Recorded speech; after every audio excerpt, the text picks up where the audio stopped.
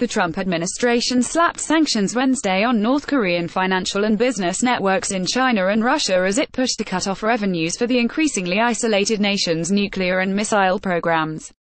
The Treasury Department's Office of Foreign Assets Control also targeted 5 North Korean shipping companies and 6 of its vessels. That's part of an intensified effort by Washington to interdict ships that help the North evade sanctions. The sanctions have been tightened significantly in the past year as Kim Jong Un's government accelerates toward perfecting a nuclear weapon that can threaten the U.S. mainland. While Beijing and Moscow have supported UN restrictions, they bristle at Washington imposing unilateral sanctions to bolster the pressure campaign. Story continues below. Advertisement. The intensification of the US-led campaign is a counterpoint to a thaw in relations between North and South Korea, revolving around the North's participation in next month's Winter Olympics being hosted by the South. That has eased tensions on the divided peninsula, but the North shows no sign it's willing to negotiate over its nuclear program. The U.S. government is targeting illicit actors in China, Russia, and elsewhere who are working on behalf of North Korean financial networks, and calling for their expulsion from the territories where they reside, Treasury Secretary Steve Mnuchin said in a statement. Americans are barred from dealing with those who are designated.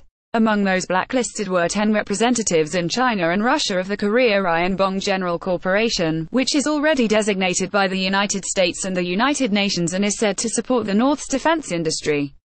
The Treasury Department said the company's procurements also probably support North Korea's chemical weapons program.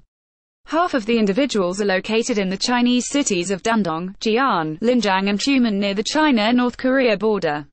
Others are based in Russia and Abkhazia, a breakaway province of Georgia. They include Kim Ho-kyu, said to be a Ryongbong representative and North Korean vice consul in Nakhodka, Russia. The Treasury Department also designated 5 individuals it said were linked to North Korean financial networks, and pointedly highlighted that several of them held accounts at Chinese banks. North Korea conducts most of its trade through its northern neighbor China, and is believed to rely on banks and companies in that country to connect with the international financial system. The department added to its blacklist 2 China-based companies, Beijing Chengxing Trading Co. Limited and Dandong Jingxiang Trade Co. Limited.